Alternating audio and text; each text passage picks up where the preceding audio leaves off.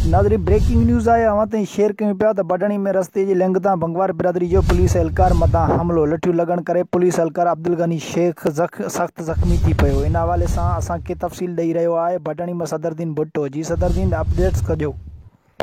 जी जाम आशिक मां ॿुधंदो हलां त पठाणी में शेख बिरादरी ऐं बंगवार बिरादरी में हलंदड़ पुराणे तकरार तां बंगवार बिरादरी जे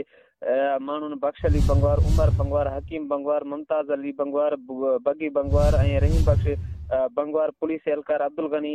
शेख मथां लठियुनि ऐं लोहे सरियनि जो वसकारो लाहे ॾिनो, जॾहिं त लठियूं ऐं सरिया लॻण करे पुलिस एहलकार सख़्तु ज़ख़्मी थी पियो आहे, जंहिंखे वारसनि खणाए थाणे ते आंदो, जिते ज़रूरी कार्रवाई बाद लेट ॾेई इलाज लाइ बख्शापुर अस्पताल मुंतक़िल कयो आहे। जॾहिं त ज़ख़्मी पुलिस एहलकार अब्दुल गनी शेख मीडिया खे ॿुधाईं चयो त बंगवार बिरादरी ऐं असां विच में रस्ते जे मामले ते झेड़ो हलंदड़ो, जंहिंजो सुबुह तारीख़ 23 जुलाई ते फ़ैसिले जी तारीख़ वठण लाइ